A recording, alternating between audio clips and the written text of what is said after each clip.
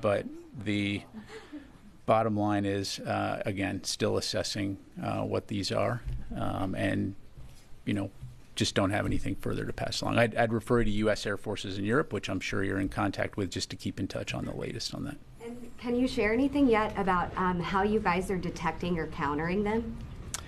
Again, I don't want to get into the specifics in terms of tactics, techniques, and procedures as it relates to force protection. Certainly, we have a variety of means at our disposal, and we will protect our personnel and our facilities.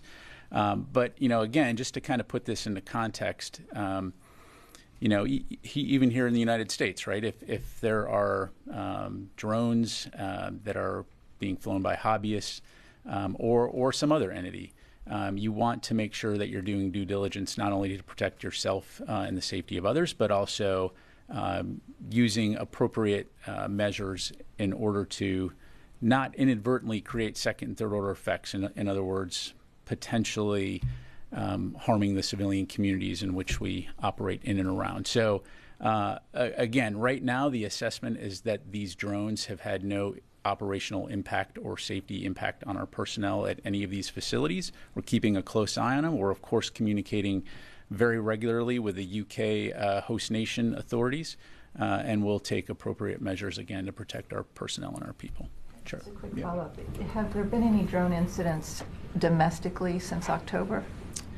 That's a hard question to answer, Jen, because, the reality is on any given day, Pat Ryder, hobbyist drone pilot, can fly my drone next to a base and it's in and it's out, and is that a drone incident, or are we talking about something more serious, where like the Langley incident, where there's multiple drones operating over a facility for multiple days?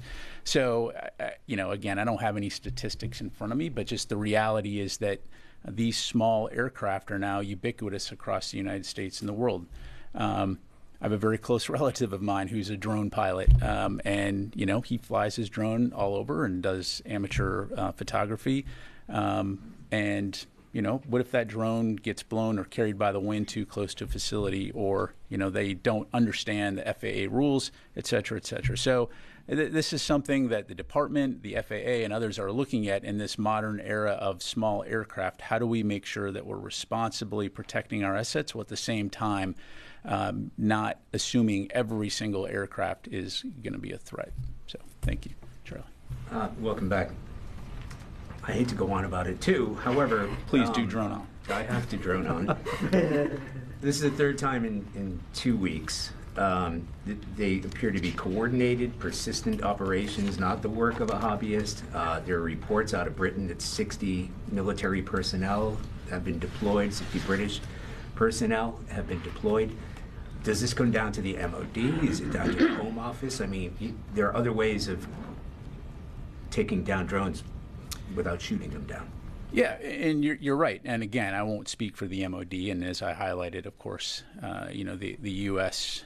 Military are guests in England, in the United Kingdom, at the invitation of the government of the United Kingdom. So certainly working very closely with the authorities there. We are taking it seriously. We're monitoring, taking appropriate measures.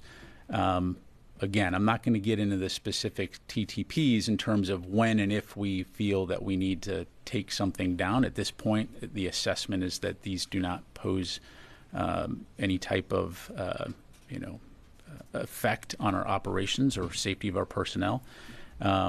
So I don't have an answer. I'd have to refer you to USAFE, but it's not uncommon if we have small teams that go around the world that are specialists in various capabilities.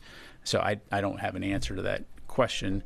But you've got RAF Mildenhall, RAF Lakenheath, RAF Feltwell. All those bases are in close proximity. Literally minutes away from each other. So, again, we'll continue to keep an eye on it. But as of right now, I would just, caution jumping to conclusions about what this is and who's doing it. And we'll just, continue to keep you updated. I have an unrelated question. There are reports that the Russians